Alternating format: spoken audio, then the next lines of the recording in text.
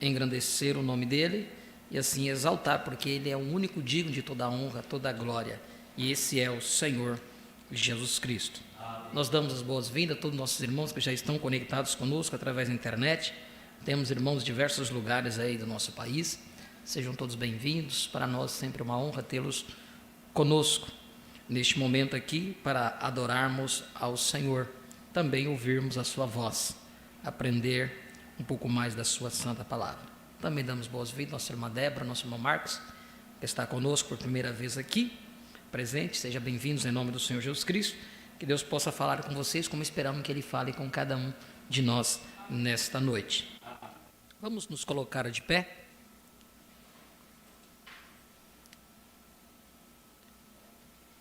Nós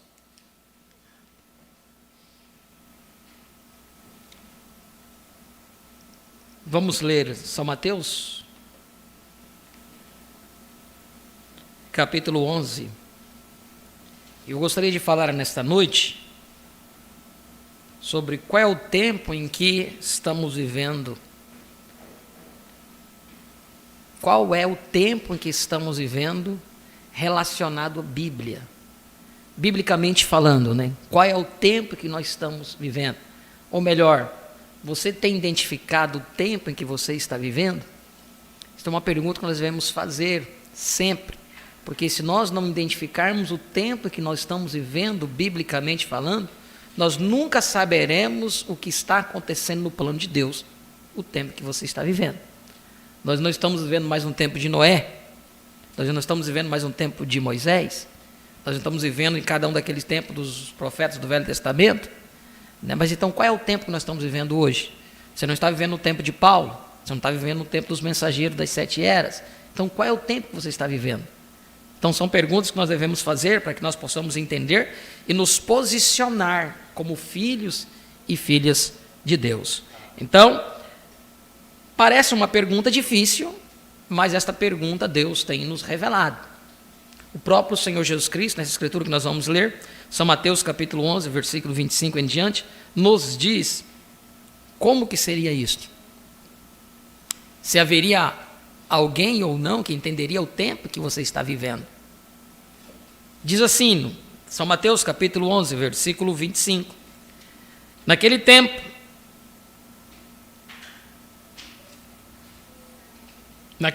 respondendo Jesus disse: graças te dou, ó Pai, Senhor do céu e da terra, que ocultasses estas coisas aos sábios e entendidos e as revelasses aos pequeninos.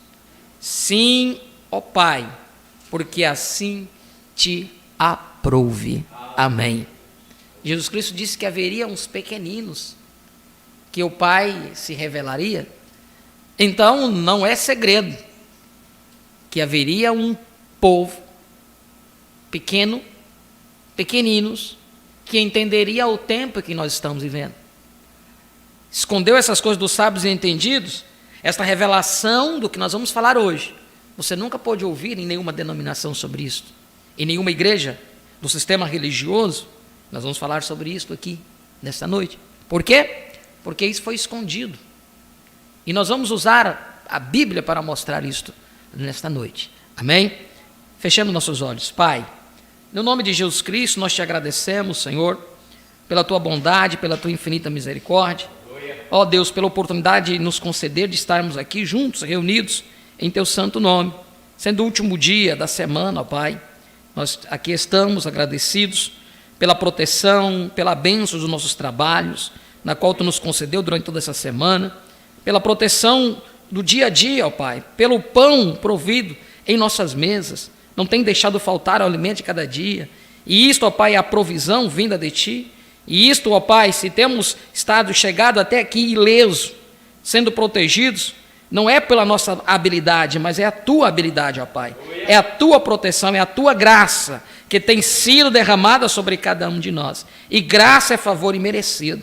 Muitas vezes não merecemos o que Tu tens feito por nós, mas mesmo assim Tu tens feito, ó Pai. Por isso derramou o Teu próprio sangue ali na cruz do Calvário, para nos purificar, nos limpar, nos embranquecer e nos preparar como uma esposa gloriosa para estar contigo, ó Pai, e receber de Ti tudo aquilo que temos necessidade. Ajuda-nos nesta noite, abra o nosso entendimento e o nosso coração para que a tua palavra possa cair como uma semente. E ali, ao ela cair, ela possa germinar, ela possa brotar, ó Pai, e assim produzir aquilo para o qual foi nos enviado. Em nome de Jesus Cristo nós pedimos, cura os enfermos, liberta o cativo. É a nossa oração e o nosso pedido em nome de Jesus Cristo. Amém e amém. Podeis vos assentar. A irmã Audrey vai apresentar o louvor.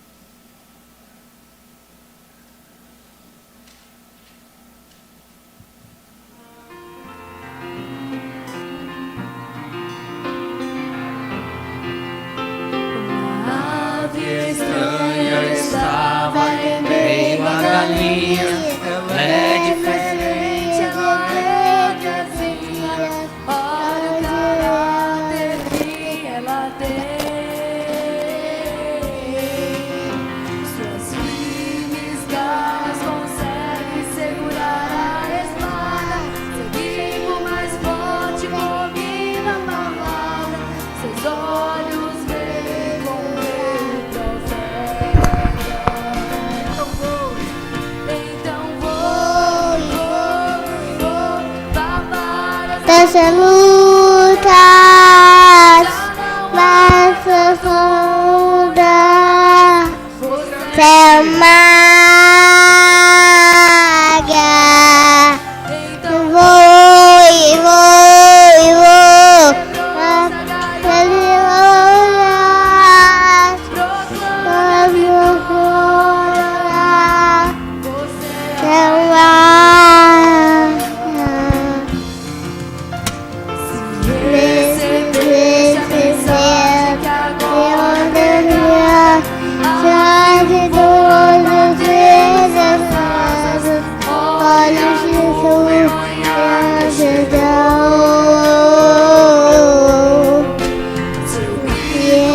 Deus,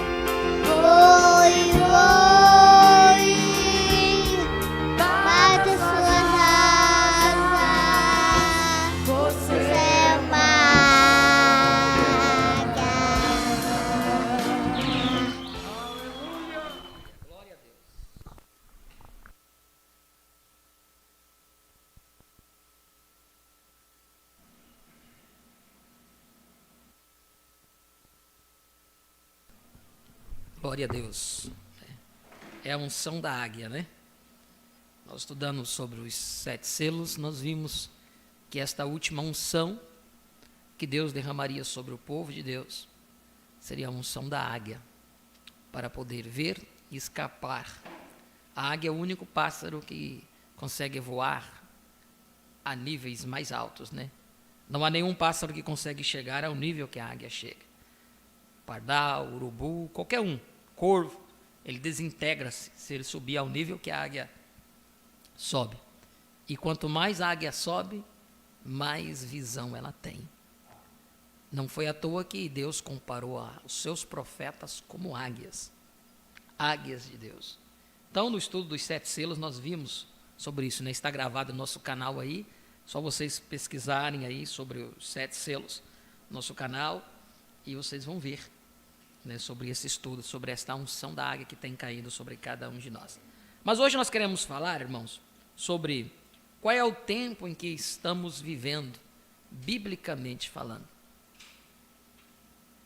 Nunca em tempo algum se ouve falar tanto do Evangelho, de Jesus Cristo, de Deus. Embora que quanto mais se prega, mais ímpios aparecem, né? Mais inconversos aparecem.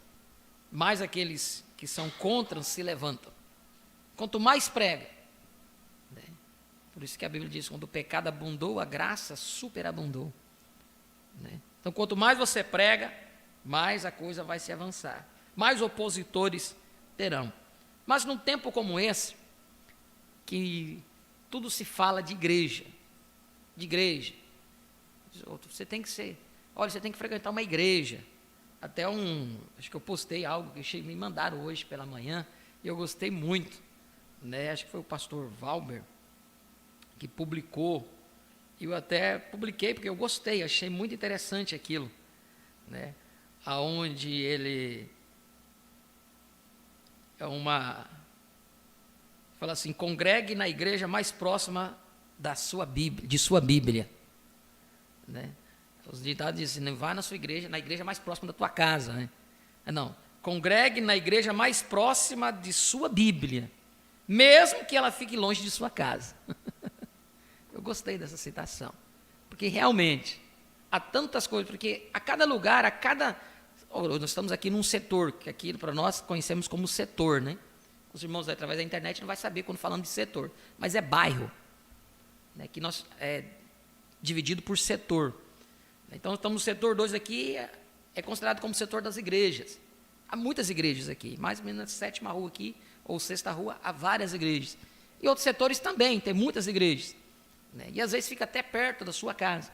Mas essa citação diz assim: congregue em uma igreja mais próximo da sua Bíblia, mesmo que fique um pouco longe da sua casa. Porque há tanta personificação hoje, há tantos lugares, ou melhor dizer, igrejas, que diz que leva você para Deus, né? Que leva você para Deus, que aparentemente parece tudo igual, e que quando a gente vemos pela mensagem do tempo em que nós estamos vivendo, e nós estudamos aquela mensagem, o Éden de Satanás, vocês lembram? Que diz, inconscientemente as pessoas estão adorando a Satanás. Mas como que você está falando de Jesus Cristo e as pessoas estão adorando a Satanás? O próprio Senhor Jesus disse, né? Ontem eu estava conversando com um casal, falando sobre milagres, sinais e maravilhas, né? E as pessoas se identificam com aquilo, e aonde tem milagre ele quer estar. Mas o milagre não quer dizer nada que você vai ser salvo. E nem quem está operando quer dizer que está salvo. Porque próprio Mateus 6, Jesus fala sobre isso. Muitos me virão naquele dia e falaram, mas Senhor, em teu nome fizemos sinais. Que sinais? Profetizamos, quer profetizar? Olha, Deus está mandando dizer para você que aquilo ali que está seguro, Ele vai desatar para você. E você pode fazer prova que é isso. Quando chega na segunda-feira, você olha, mesmo aconteceu. Você diz, olha, então aquele homem realmente estava ungido por Deus. Então foi Deus o recado que Ele me deu aquilo. Mas a Bíblia diz São Mateus 7, né? São Mateus 7. Eu sempre confundo com 6 e o 7. Ele diz assim, que muitos me virão naquele dia e falarão, Senhor, em teu nome fizemos sinais, prodígios, maravilhas. E eu vos direi abertamente: apartai-vos de mim, vós que praticais iniquidade. Chamou as pessoas filhos de Níquo, praticantes de iniquidade. Afastai-vos de mim. Mas eles não curou em nome de Jesus Cristo? Curou. Ele expulsou o demônio em nome de Jesus Cristo? Expulsou. Eles não fizeram sinais em nome de Jesus Cristo? Fizeram. Jesus não disse que as obras que eles tinham feito eram erradas, ou eram do diabo. Não, mas diz assim: apartai-vos de mim, vós praticais iniquidade. Em verdade vos digo que eu não vos conheço. O próprio Senhor Jesus também disse que se Satanás expulsar a Satanás, o reino dele seria dividido. Agora, como vamos entender isso? Salmo 68. Ele diz que Deus deu os dons aos homens e até para os sem arrependimento. Aí eu lembrando para esse casal ontem, dizendo muito antigo, né? Hoje quase não tem mais. Aqueles benzedores foram tudo para a igreja, né? Aqueles benzedores foram para a igreja, olha o linguajar. Mas antigamente tinha os benzedores, que você ia lá no interior, lá a pessoa estava, o menino estava com o bucho quase para explodir, e a mãe levava lá, e o benzedor, ou a benzedeira, pegava um raminho de arruda, a gente conhece essa história, né? E fazia a sua reza, e passava aquele galinho de arruda ali, aquele galinho de arruda secava, e eles diziam assim: olha, a criança foi curada. E o menino ia para casa e realmente o bucho diminuía. Aí eu pergunto: quem que operou aquela cura? Foi Deus. Não importando de onde vinha. Não importava se aquilo cria em uma imagem, se aquilo cria numa estátua, se aquilo não cria. Mas uma coisa você pode dizer: aquela pessoa que fez aquilo sabia que tinha recebido algo de alguém, um dom de alguém. E quem deu esse dom? Foi Deus. Por isso que Jesus disse assim, ó: se Satanás expulsasse a Satanás, porque a enfermidade é um demônio. E se o diabo mesmo expulsasse o próprio demônio dele, o reino dele estaria dividido, disse Jesus. Se Satanás expulsasse Satanás, o reino dele estaria dividido. Mas então como nós vamos entender? Por isso que quando nós paramos aqui para vermos qual é o tempo em que nós estamos vivendo, tempo de sinais e maravilhas. Hoje você vê isso tudo acontecendo. Lógico, de uma proporcionalidade bem menor do que no tempo do profeta. Porque lá havia um propósito, os sinais e maravilhas, as curas, as ressurreições que aconteceram. No tempo do profeta, foi para quê? Para atrair a atenção das pessoas. E foi para cumprir a escritura que Jesus disse que aqueles que creem em mim farão obras maiores do que essas farão. E aquilo cumpriu cabalmente no profeta, no ministério do profeta. Cumprindo-se também no ministério de Jesus. Jesus veio fazendo os seus milagres, ressuscitando pessoas, curando os enfermos, né, curando os cegos, os leprosos. Para quê? Para que as pessoas viessem para ouvi-lo. Mas quando ele entregou a palavra, o que foi? Eles rejeitaram. Eles foram para trás, voltaram. Não, esse discurso desse homem é muito duro. É muito duro. Quem pode suportar isso? E aquela multidão que estavam seguindo a Jesus, que em uma ocasião alimentaram 5.000 homens, fora as mulheres e crianças. Imagina aquela multidão seguindo um homem, ao ponto dele baixar a cabeça e só ficar só os apóstolos. Aí os apóstolos olhou para ele e falou assim: Senhor, mas essas palavras são duras, né? Ele disse: por que vocês não querem ir? Quer ir porque se estão achando ruim, por que não vão no linguajar? Não? Por que vocês não vão atrás deles então? Vão com eles. No momento Jesus estava fazendo os sinais e maravilhas, curando os enfermos, mas naquele momento ele já trouxe uma palavra mais dura. Por quê? Porque aquelas pessoas que estavam seguindo o ministério de Jesus, estavam seguindo por quê? Por causa de cura.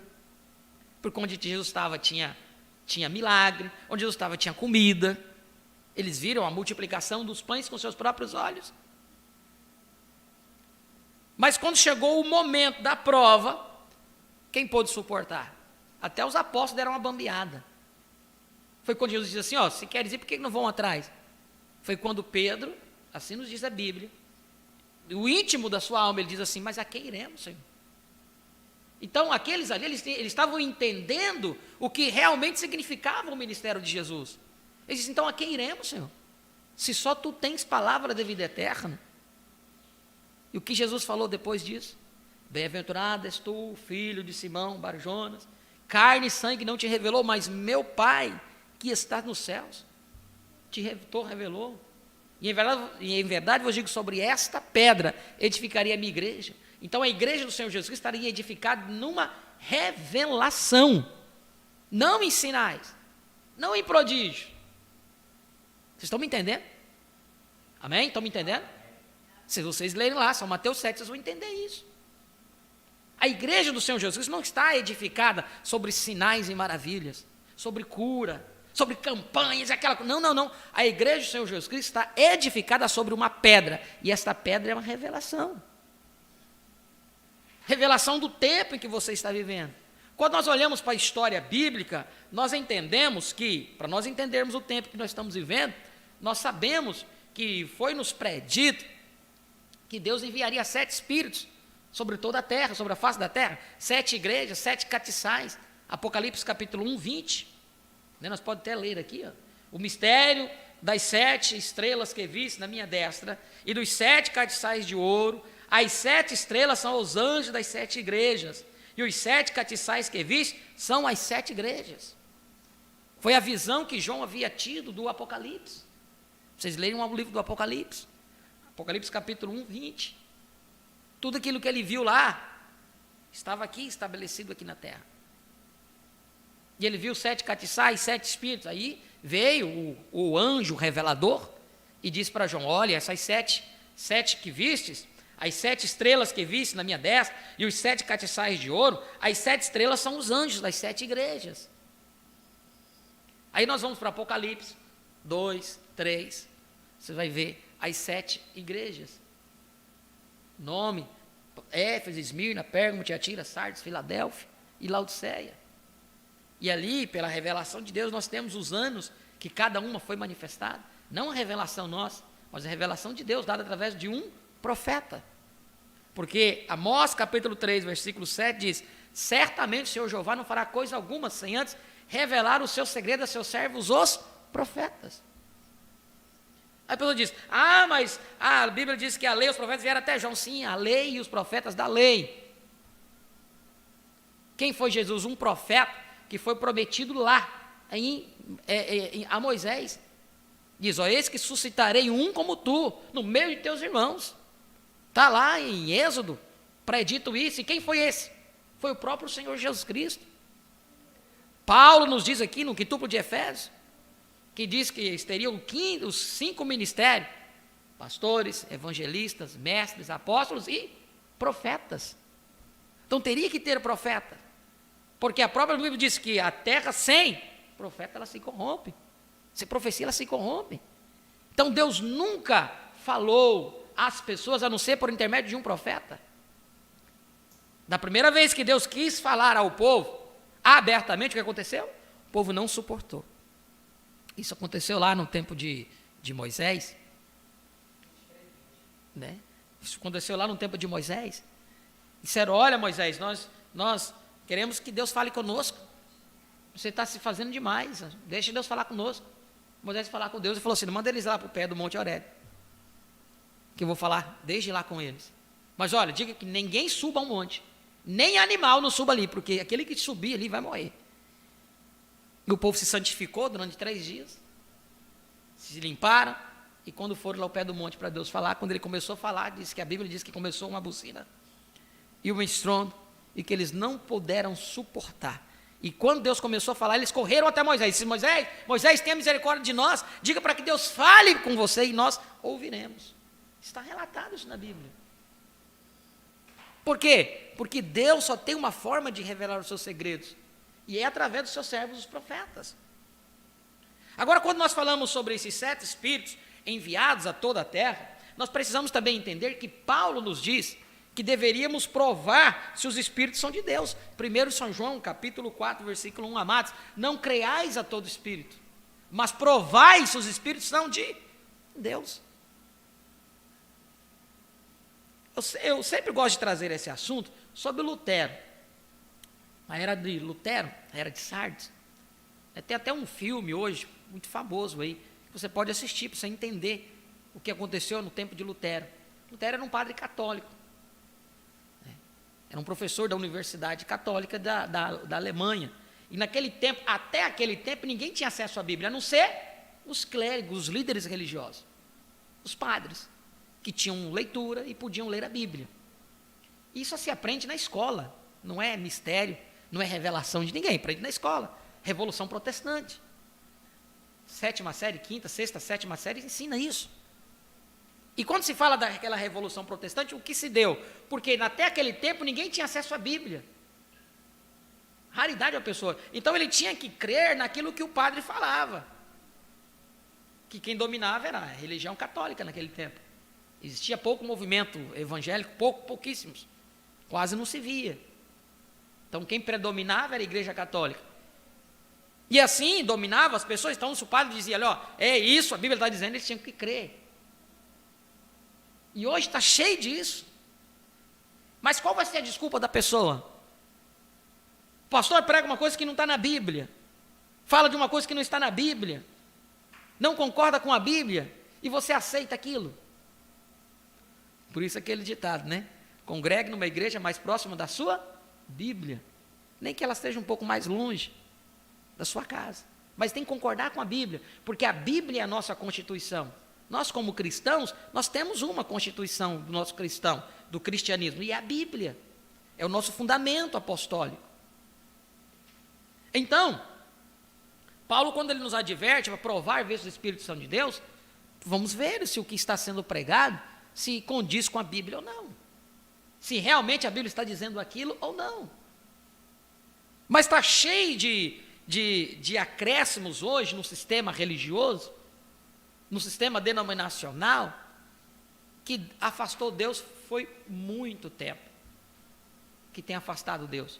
Não é à toa que, como tempo, dentro da era de Laodiceia, o sistema religioso tem estado dentro da era de Laodiceia, uma era totalmente na escuridão, na qual colocaram o Cristo para fora. Ah, mas onde é que está isso na Bíblia? Vamos ler lá, Apocalipse capítulo 3, versículo 14, em diante. Apocalipse capítulo 3, versículo 14, que diz assim: e ao anjo da igreja de Laodiceia escreve isto, diz o Amém, a testemunha fiel e verdadeira, o princípio da criação de Deus.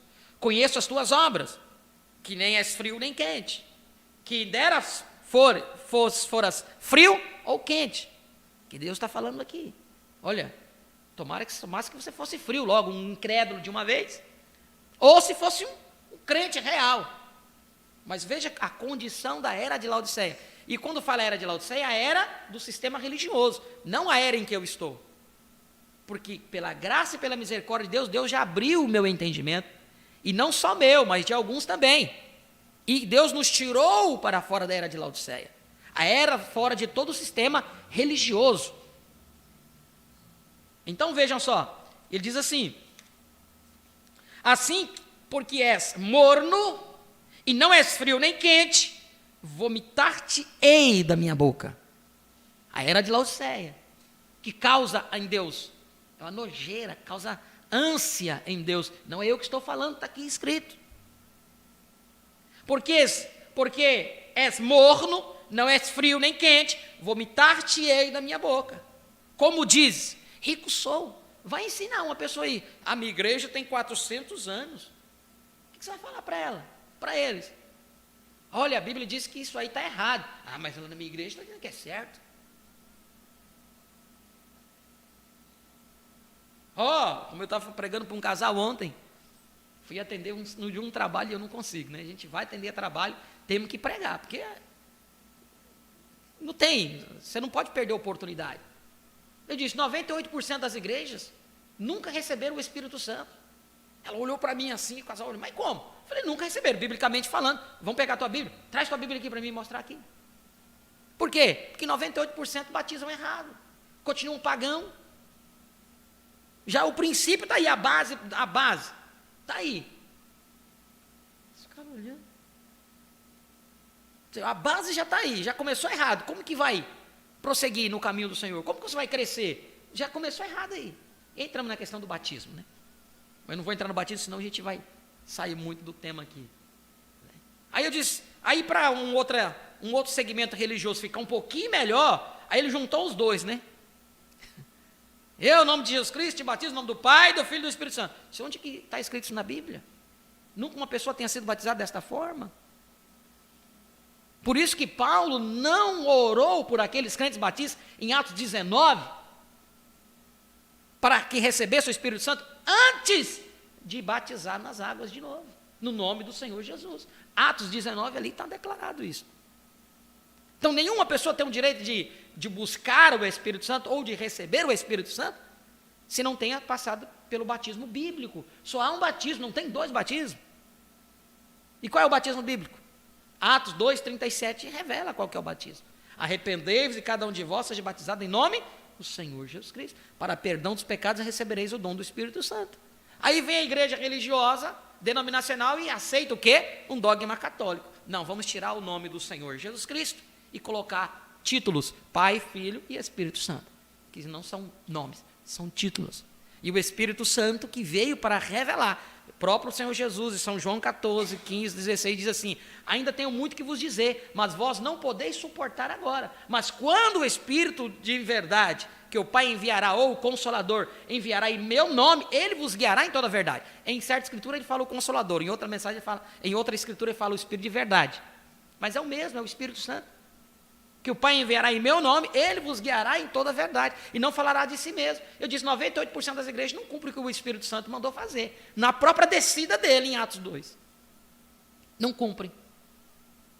Cumprem o que o dogma, cumprem o que o ritual da sua igreja, o que o seu manual, né, o seu dogma da igreja diz. Olha, aqui nós cremos que é assim, e assim, sabe? E eles assinam aquilo, se acordaram com aquilo ali num concílio, e ali tomaram aquilo como um absoluto. Aí você vai e mostra na Bíblia para eles, diz, não, mas lá na minha igreja é assim. Não, na minha igreja lá, o que importa é o que a minha igreja é.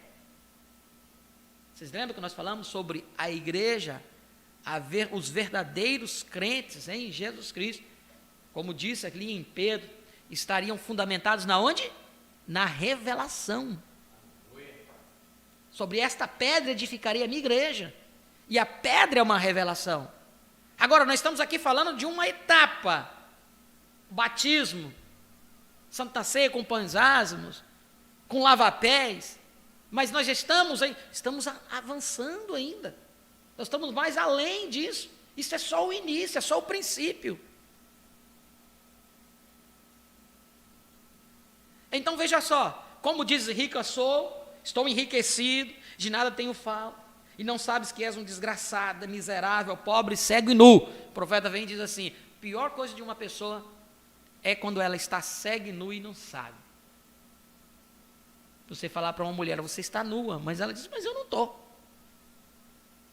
O estado é miserável. Por quê? Porque ela não consegue enxergar isto. Espiritualmente falando, ela não consegue enxergar. Então essa é a situação da era da igreja de Laodiceia. É a era do sistema religioso hoje. Porque eu estou falando, porque Deus nos chamou para subir, sobe aqui. Depois destas coisas, mostrar-te as coisas que depois dessas devem acontecer. Por isso que eu estou falando aqui. Como que eu vou falar de uma era aqui na frente, uma era da noiva, a era da águia, para você, se você não entender o que já passou? Para vocês verem aonde Deus tem nos elevado. Então veja. Aconselho-te que de mim compres ouro provado no fogo, para que te enriqueças e roupas brancas, para que te vista, e não apareça a vergonha da tua nudez. Nunca se houve tanto uma organização como se tem hoje. Organizados, igrejas bem estruturadas, ricas. Igrejas que têm um trabalho social, ricamente. Deus não nos chamou para fazer trabalho social. Embora que Paulo nos adverte a cuidar dos nossos. Sim, devemos cuidar dos nossos. Porque se não cuidarmos dos nossos, estaremos negando a fé. Mas Deus não nos chamou a igreja para fazer trabalho social, para matar a fome do mundo. Não foi para isso. Jesus veio para matar a fome do mundo? Jesus veio para curar todo mundo? Quando ele entrou naquele lugar lá, né, conhecido, um lugar muito de cura, em que a cada determinado tempo o anjo do Senhor baixava e movia as águas, e aquele que caía nas águas era curado. Vocês já ouviram falar sobre essa história? Né, o tanque de Siloé. Então, a cada determinado tempo o anjo baixava e as pessoas ficavam ali, de maca, muleta, ficavam ali olhando. Não desapercebia. Em cada movimento da água, eles mergulhavam naquele tanque ali e eles eram curados. Mas Jesus entrou naquele hospital ali, passou por milhares de pessoas, várias pessoas doentes ali, que estavam perdendo a sua vida, para curar o quem? Um homem que a sua enfermidade nem levaria à morte. Por que ele fez só isso? Porque ele disse que ele não fazia nada a não ser que o Pai mostrava para ele, revelava para ele. Então, sobre esta pedra edificarei a minha igreja. Vocês estão me entendendo? Revelação. Precisa entender. Se você não tiver a revelação, você nunca vai entender o tempo que você está vivendo. Eu repreendo e castigo a todos quanto amo. Palavras são duras, que mexem, mas é uma repreensão de amor. Sê, pois, zeloso e arrepende-te. Eis que estou à porta e bato. Olha aqui, a era tão terrível que colocaram Cristo para fora. Como você vai estar dentro, como um cristão, dentro da era de Laodiceia, se Cristo está fora? Eis que estou à porta e bato. E se alguém ouvir a minha voz e abrir a porta, entrarei em sua casa, e com ele cearei, e ele comigo. Ao que vencer, concederei que se assente comigo no meu trono, assim como eu venci e me assentei com meu Pai no seu trono. Quem tem ouvidos, ouça o que o Espírito diz às igrejas. Haveria um Espírito que falaria às igrejas. Apocalipse 22:16, eu, Jesus, enviei o meu anjo para vos testificar essas coisas a todas as igrejas. Mas, amado, provai e ver se os Espíritos são de Deus. É todo Espírito que está falando da igreja? É verdadeiro? Para você saber, você tem que provar. Você tem que ver se aquilo que está sendo falado através daquele Espírito profético, se aquilo condiz com a Bíblia ou não. Por isso que a própria Bíblia diz que muitos são chamados, mas poucos são os escolhidos. O caminho correto é um caminho estreito. E quem é o caminho? Jesus. Você acha que vai ser essa multidão de igrejas que existe aí? Não. Ele diz, eu sou o caminho, a verdade e a vida. Agora ele diz que o caminho é apertado. O que leva à salvação, a vida eterna é apertado. Mas o que leva à perdição é espaçoso, é largo. E quando se fala de um caminho largo, não está falando de um caminho do perdido lá não, do mundano não. Não é caminho mundano não, porque o mundano ele já está condenado. Os filhos do diabo, os filhos de Satanás já estão condenados. E eu falo isso literalmente porque estão. Existem dois tipos de raça aqui na face da terra. Os filhos de Deus e os filhos do diabo. Estão aí. Isso é incontestável. Agora, quem deu a vida a todos? Deus. Porque a vida só pode vir de Deus. O diabo não pode criar nada. O diabo pode perverter. Mas criar, ele não cria nada. Então, voltando aqui ao assunto do tempo em que nós estamos vivendo, se nós não entendermos, nós sabemos que por uma mensagem profética, que são os 7 mensageiros das 7 eras da igreja. Quem foi os 7 mensageiros? Paulo, Irineu, Martim, Columba, Lutero, Wesley e William Marion Branham. As 7 eras, nós temos anos ali que cada uma, durante o decorrer das 7 eras, durante quase esses 2000 anos, o que foi manifestado, comprovando, através, historicamente falando, e através da revelação, mostrando que cada uma dessas 7 eras houve um lugar que ela se foi estabelecida e um mensageiro para cada uma daquele lugar. E a última era para o mundo, a última era prometida para todo o mundo é a era de Laodiceia. Agora, para o eleito, nós temos algo além aí. Amém? Nós temos algo além aí, que é a era da noiva. A era da água, aquela era que você sai para fora, você não está dentro do sistema religioso organizado. Por isso que é diferente.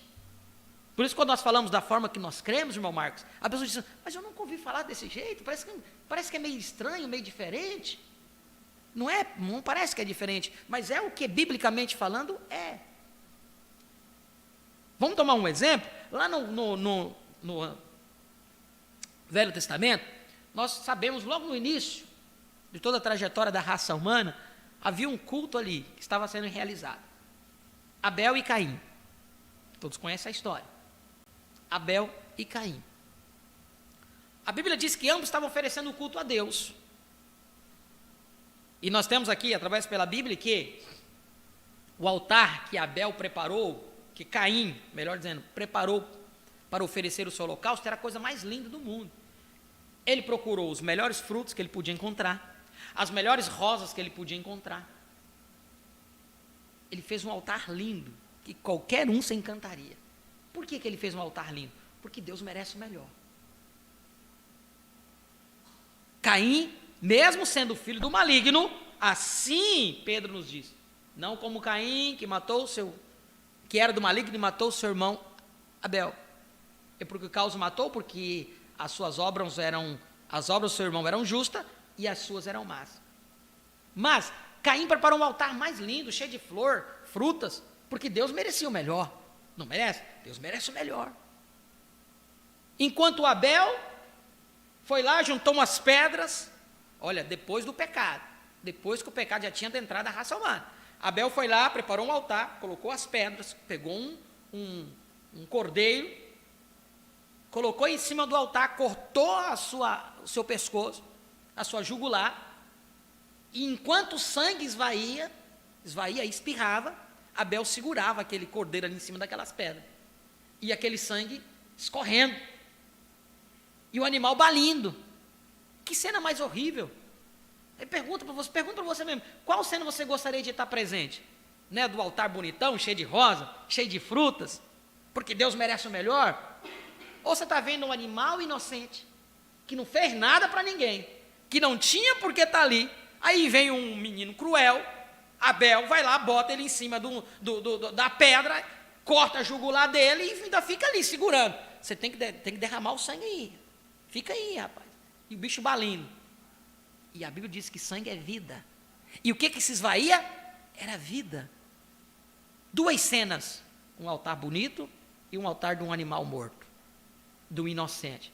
O que agradou a Deus, biblicamente falando? Era o altar bonito, cheio de rosas, cheio de frutas? Não. O que agradou Deus, diz a Bíblia, foi o altar de Abel, porque havia uma revelação. Vocês estão me entendendo? Sobre esta pedra edificarei a minha igreja, é a revelação. Sem revelação não tem adoração a Deus. Por isso que na mensagem o Éden de Satanás, o profeta vem e diz assim, as pessoas inconscientemente estão adorando a Satanás, pensando que estão adorando a Deus. Qual que é a obra de Satanás hoje? Quando ele não pode com a palavra de Deus, sabe o que ele faz? Ele faz você crer numa coisa ou passada ou no futuro. E tampa a sua visão para o que está acontecendo. Aí você vive ou do passado, ou você vai viver de um futuro. Não, porque vai acontecer, e estamos esperando. E Jesus diz assim, eles estão esperando lá e veio e aconteceu e eles nem perceberam.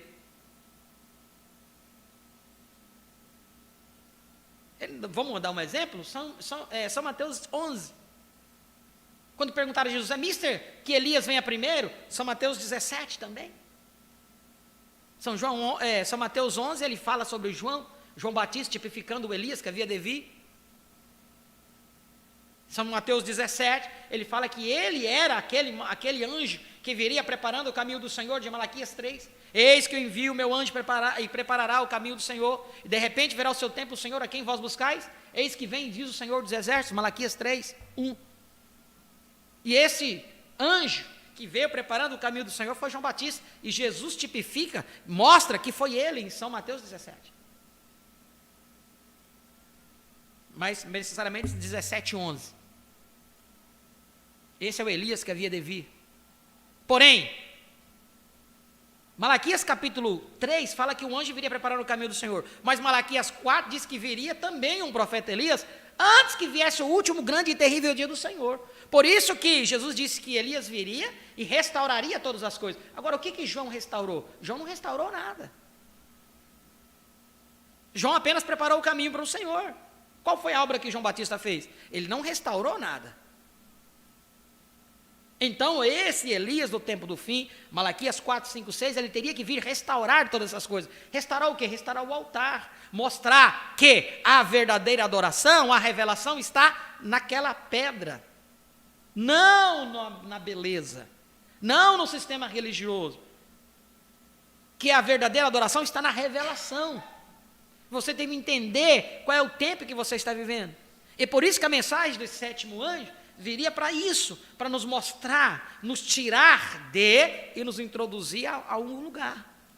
Então ele veio, nos tira do sistema religioso e nos introduz no sistema de Deus, que é Deus envia um profeta para nos falar aonde devemos estar, como devemos estar.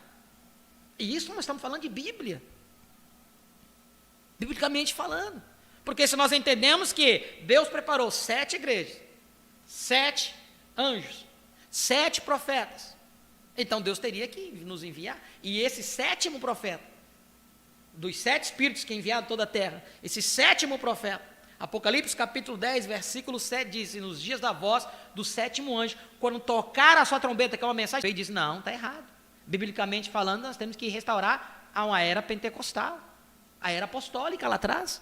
Como que os apóstolos batizavam? No nome do Senhor Jesus Cristo. Atos 8:14, vê lá, Atos 2:37, Atos 19, Atos 10:42, todos são escrituras que denota-se ali a forma correta de fazer isto. Mas por que a igreja tem tirado isso? Vocês lembram como eu acabei de falar aqui? O diabo, se ele não puder com você, o que ele faz? Ele faz você crer numa coisa passada ou numa coisa futura, tampando os seus olhos para o que está acontecendo hoje. Por isso que, agora ao entendermos que está acontecendo uma 7ª era, em que o sistema religioso tem estado, mas Deus nos chamou para sair desta era, sai dela, povo meu, e não seja participante das suas imundícies. Uma era denominacional, Deus nos chamou para sair fora disso, sair de todo dogma religioso, nos chamando para fora. A diferença aí é que só vai ouvir esse chamado aqueles que forem eleitos de Deus. Só o eleito de Deus vai ouvir. Você vai pregar, você pode pregar no rádio, pode pregar na televisão, quantos vão ouvir isto? Só aqueles que foram predestinados desde antes da fundação do mundo para poder entender isto, para ver, para saber o que é o 7º selo, para entender o que é esta era da noiva, para entender que Deus nos chamou para subir na onde? Nos elevando ao quê? Nós não estamos mais vivendo dentro da 7ª era, nós temos que estar fora. Nós precisamos, temos que entender como que se dá essa vinda do Senhor, uma vinda secreta. As pessoas esperando Jesus aparecer nas nuvens lá, com anjos, tocando trombeta, olha, todo olho vai ver, esquece que isso, todo olho vai ver, é Apocalipse 19. Não a vinda secreta, porque há uma vinda secreta. Jesus disse, se o pai de família soubesse, São Mateus 24, que se o pai de família soubesse a que hora já havia de vir o ladrão, ele não dormiria, mas ele vigiaria, para não deixar o ladrão entrar e eliminar a sua casa. Ele diz assim, seria a vinda do Senhor. Então como que o Senhor viria? Aí eu te pergunto, os saduceus e fariseus, na primeira vinda do Senhor, não estavam esperando a vinda do Messias? Estavam. Isaías escreveu lá, eis que uma virgem conceberá e dará à luz um filho, Isaías 9. E será chamado seu nome, Emanuel, traduzido é Deus conosco. Eles estavam esperando o Messias. Mas quando Deus se manifestou, num véu chamado Jesus, vindo por intermédio de Maria, o que eles diziam? Para, mas você é filho de prostituta. Eu estou falando mentira? Está lá escrito na Bíblia, São João 6. Os líderes religiosos chamaram Jesus filho de prostituta. Nós não nascemos de prostituição, nós temos um pai que se chama Abraão. E aí Jesus disse para eles o quê?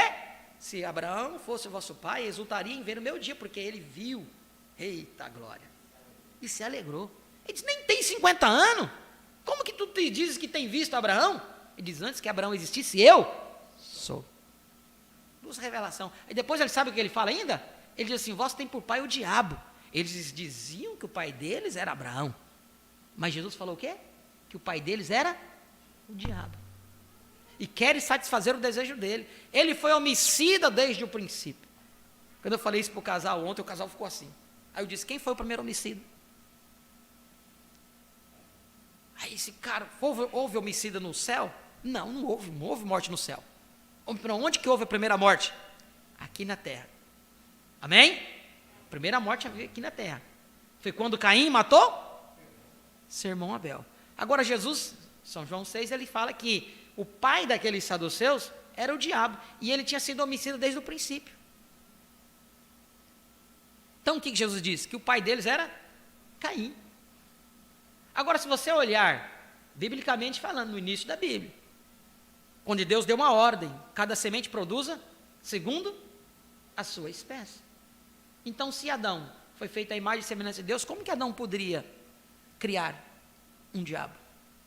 Se cada semente produz segundo a sua espécie. Então, aí fica uma pergunta para a próxima oportunidade. Nós vamos adentrar aí. Mas o importante, irmãos, é nós entendermos qual é o tempo em que nós estamos vivendo. Nós não estamos, como nós lemos aqui na mensagem, ouvi, mas agora vejo. Vocês lembram? Ouvi, mas agora vejo. Nós não estamos mais no tempo de Wesley, não estamos mais na era pentecostal, a era de Laodiceia. Nós não estamos mais. Nós estamos na era do entardecer, na era da noiva. Então nós estamos além do que o sistema religioso pensa e crê como verdade. Porque nós temos recebido uma verdade vinda do céu. Uma mensagem reveladora que nos mostra onde nós devemos estar posicionados.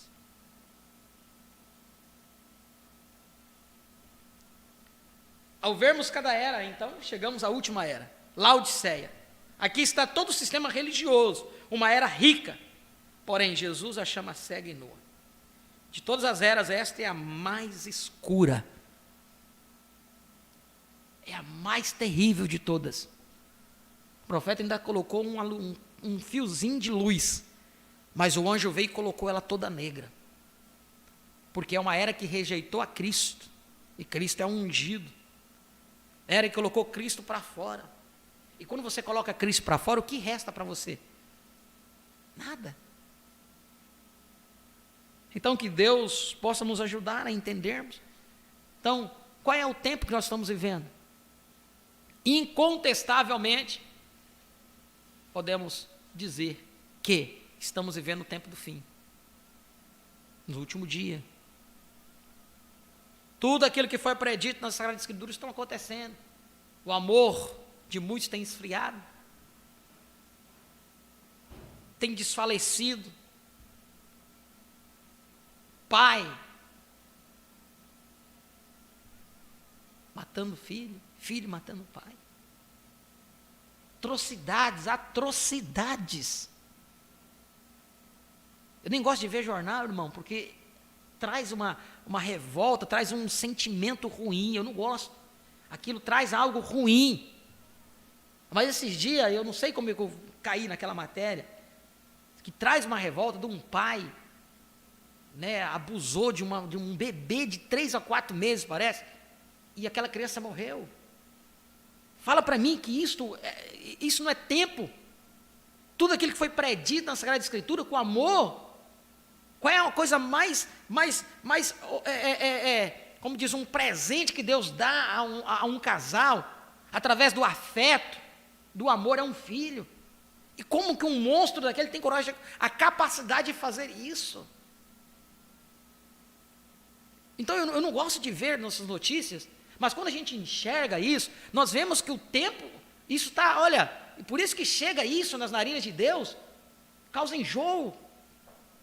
E essa terra só não tem sido destruída ainda por amor aos seus filhos, porque ainda tem algum para se posicionar ou se achegar ainda, porque Jesus Cristo disse aqui: aqueles que o Pai me deu, ninguém as arrebatará da minha mão. Então ainda a graça está sobre este mundo perverso por causa dos filhos de Deus, por causa de você, por causa de mim. Ainda a graça está aí, mas está para um triz para chegar ao momento em que esta terra vai passar pela transformação. O fogo atômico já está aí, separado. As nações estão aí rugindo, uma para cá, uma para outra. Se você fizer isso, eu vou soltar a bomba aqui. Você soltar aí, eu solto de cá. Mas você vai se preocupar com isso? Não, porque a palavra diz que antes dele soltar essa bomba, nós já estaremos saídos daqui. Haveremos saído daqui. Nós vamos estar aqui. Deus tem preparado um caminho, Deus tem feito um caminho para cada um de nós, para nos tirar disso. E o caminho está firmado na revelação não de religião. Religião é religar o homem a Deus. O homem religar o homem a Deus. Não tem nenhum homem que vai te religar você a Deus. O caminho está através da revelação. Revelação de quem você é. Revelação do dia em que você está vivendo. Revelação de qual é o programa de Deus hoje. Aí nós entramos no primeiro, segunda, terceira puxada. É um processo. Você tem que escalar isso aí. Primeira puxada, curas, maravilhas. Segunda puxada, discernimento. Terceira puxada, abertura da palavra. Entender o tempo em que você está vivendo. Não mais lá atrás. Não mais numa era religiosa. Não mais laodiceiana. Onde dogma religioso. A única coisa que sabe o que é? É o outro olhar para o outro e condenar. Era laodiceiana, só está isso. Só olhar para o outro, a era religiosa está aí. Cheio de crente, bandido morto, bandido bom e bandido morto. Esse é o verdadeiro sentimento de Cristo? Esse é o verdadeiro sentimento de Cristo? Não é o sentimento de Cristo.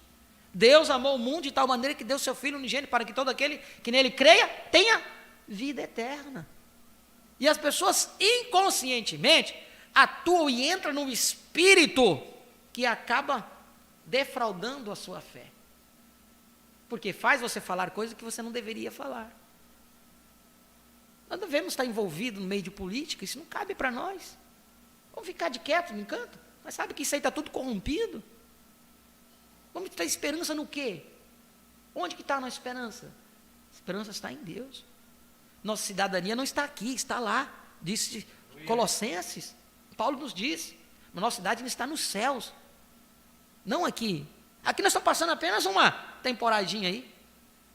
Foi nos enviado aqui. Deus nos manifestou aqui para quê? Para fazermos contato com a vida eterna. E a vida eterna é Cristo. Esse é o propósito. Por isso que Paulo disse, o viver para mim é Cristo, e o morrer para mim é vantagem. Agora, o que é Cristo? É o sistema religioso? Nunca foi. Porque o sistema religioso colocou Cristo para fora. Então, o que é Cristo?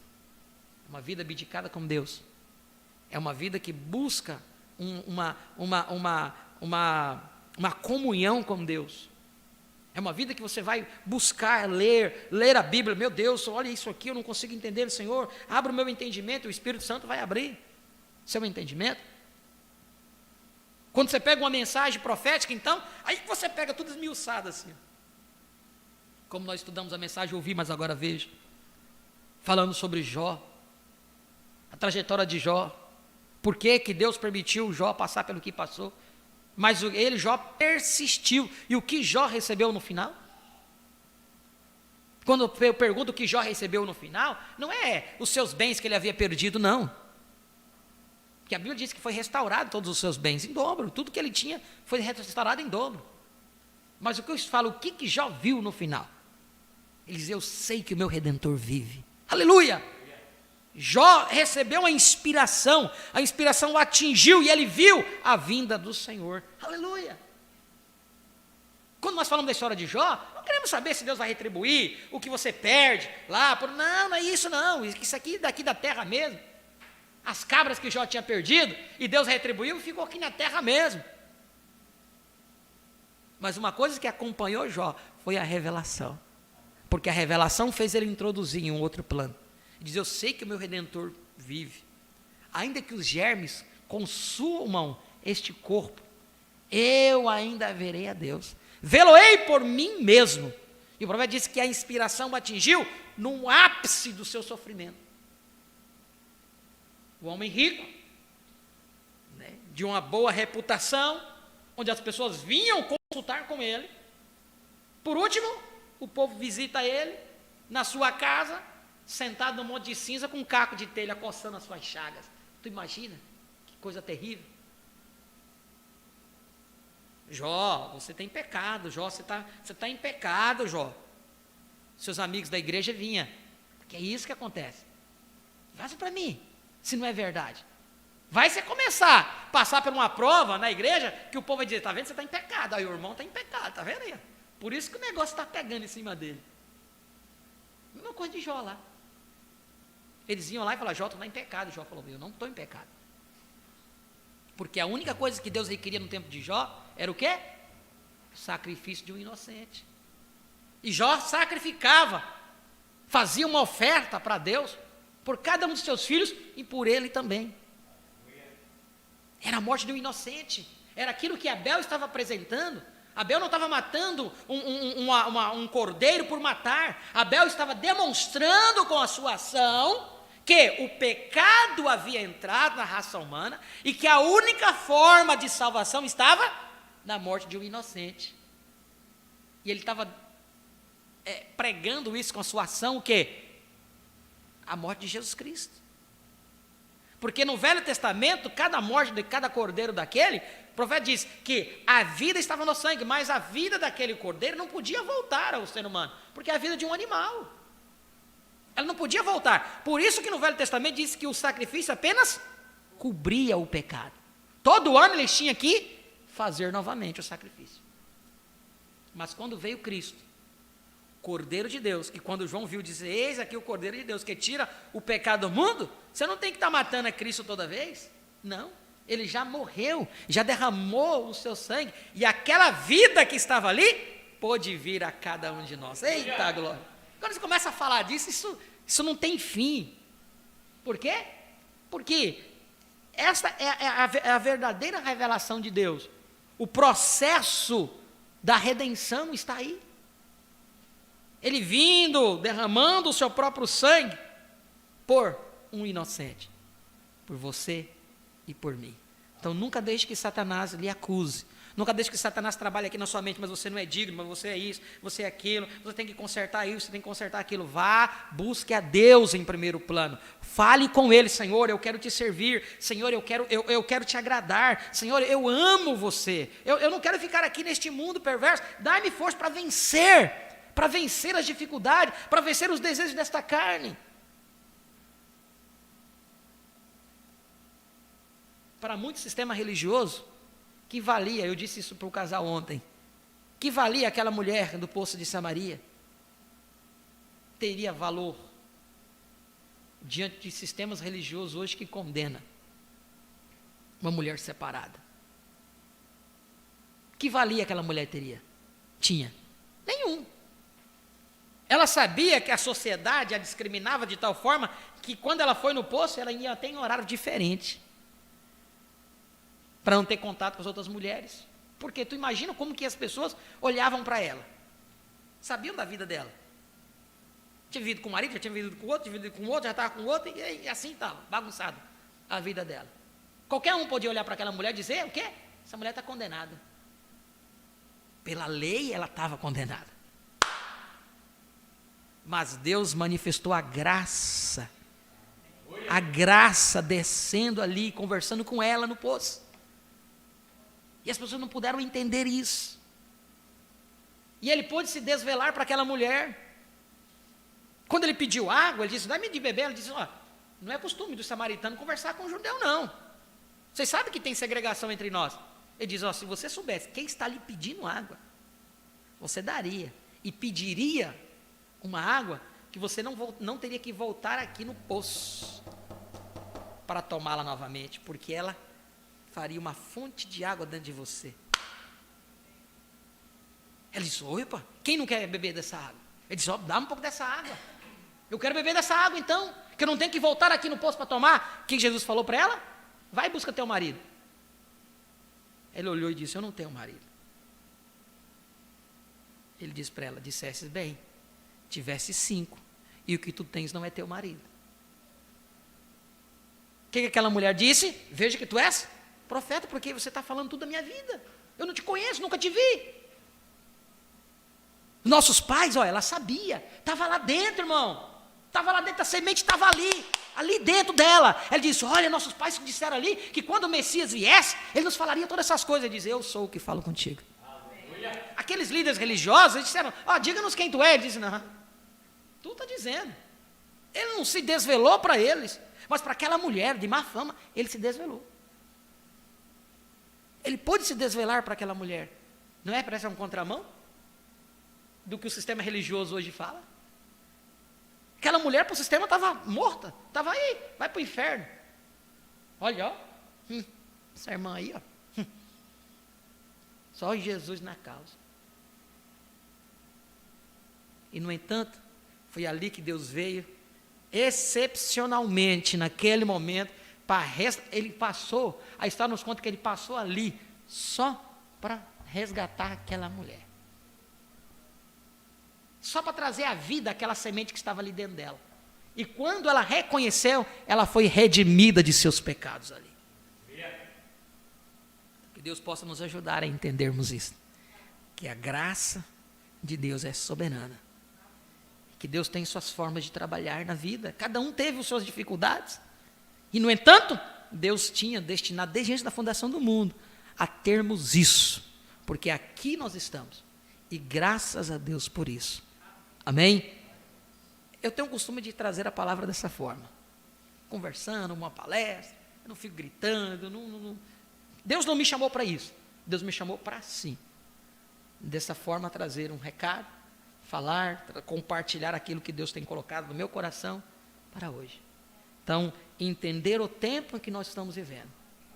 Quando você começa a entender o tempo que nós estamos vivendo, então, a partir daquele tempo, Deus começa a trabalhar na sua vida. E Ele vai te levando cada vez mais. Você vai se enchendo da revelação de Deus. E Deus vai te mostrando, opa, peraí, houve aqui um batismo correto, tem uma santa ceia correta, tem um lava-pés correto, tem a primeira, segunda, terceira puxada. Opa, qual é a terceira puxada? Sobe aqui, mostrar-te as coisas que depois dessa devem acontecer. Opa, então eu quero estar aqui em cima. Deixar todo o sistema religioso para trás, todo dogma religioso, eu quero me abster disso, tirar, limpar, porque não estamos mais numa era de Laodiceia. Deus nos elevou a um nível mais alto. Amém? Feche os teus olhos neste momento. Pai, no nome de Jesus Cristo, nós te agradecemos, Senhor, pela tua palavra, pela forma sutil, simples e humilde de poder abrir a tua palavra para nós nesta noite, ó Pai. Abençoe a cada um dos teus filhos que aqui estiveram, como também aqueles que estiveram conectados conosco através da internet. Abençoe nosso irmão Marcos, que esteve aqui nesta noite, também nossa irmã Débora, e cada um dos teus filhos que estiveram aqui presentes, ó Pai, com cada um de nós. Ajuda-nos, ó Deus bendito, continue nos falando, continue nos ensinando tudo aquilo que nós devemos ouvir e compreender através da sua palavra, ó Pai. Abençoe nossos irmãos que estiveram conectados conosco através da internet. Ajuda-os, ó Pai. Conceda-lhes tudo o que eles tenham necessidade. Esta é a nossa oração e o nosso pedido em nome de Jesus Cristo. Cura os enfermos e liberta o cativo, ó Pai. Em nome de Jesus Cristo. Amém e amém. Glória a Deus. Vamos agradecer ao Senhor com um cântico e após o louvor nós vamos, pode ser Civilização de Fé ou Livros da Escravidão. Livros da escravidão. Depois vamos estar comentando, falando aqui a nome dos nossos irmãos que estiveram conectados conosco através da internet. Temos de vários estados do nosso país aí, né? Deus abençoe a cada um deles. Livres de toda a escravidão. É isso que o Evangelho vem fazer conosco.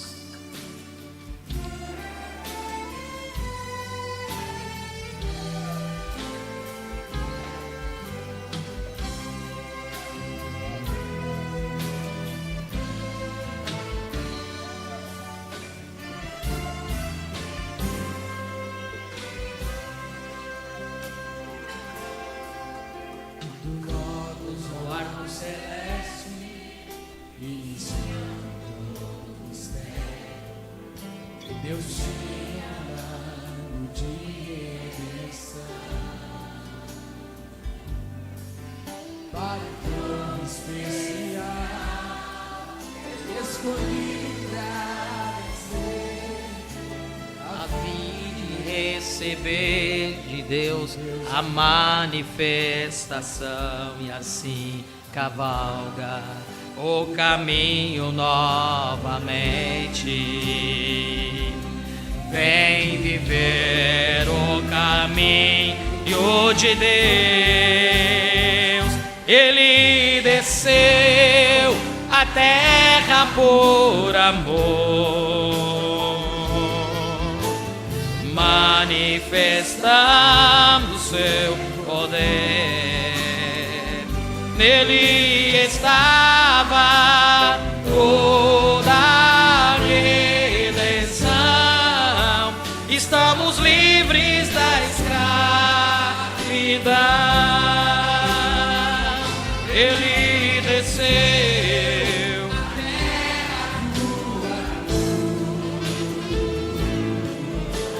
manifestando seu poder. Nele estava toda a redenção. Estamos livres da escravidão.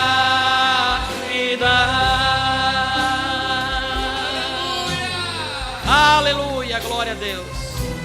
Santo é o nome do Senhor.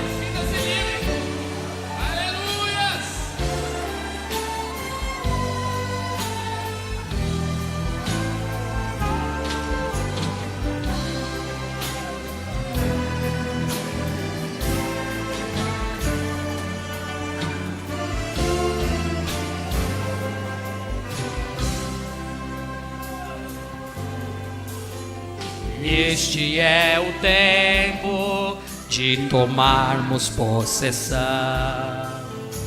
Não estamos conformados com este mundo. Para o nosso entendimento tem sido renovado e está nos transformando para vivermos a agradável e perfeita vontade de Deus. Vem viver a vontade de Deus. Ele desceu à terra por amor. É amor por você e por mim, manifestando seu poder. Nele estava toda a redenção. Estamos livres da escravidão. Ele desceu à terra por amor, manifestando seu poder. Ele estava toda a redenção. Estamos livres da escravidão. Ele desceu.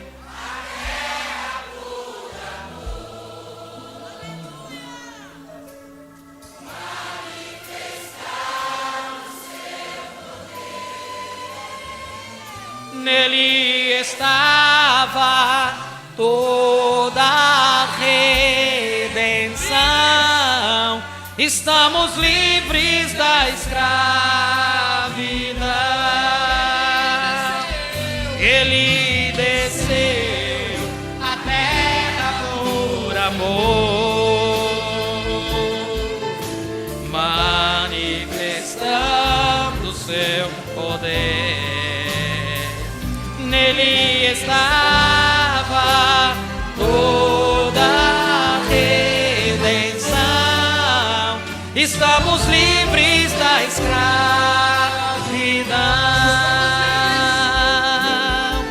Estamos livres da escravidão. Aleluia, santo é o Deus. Estamos livres da escravidão.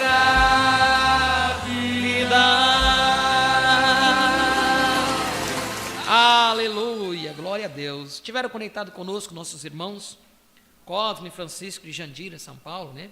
Irmã Keren Apuque, Tangará da Serra, Mato Grosso.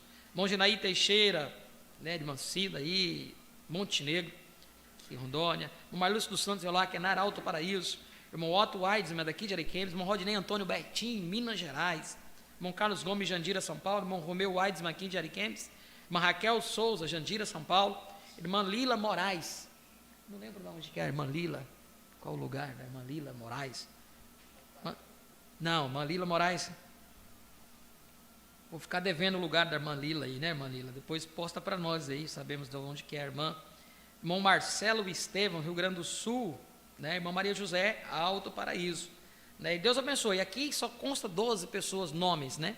Mas tínhamos mais de 17 conexões aí. São pessoas que não conseguem comunicar suas audiências, né? Tem irmão José dos Santos, irmão Carmelita.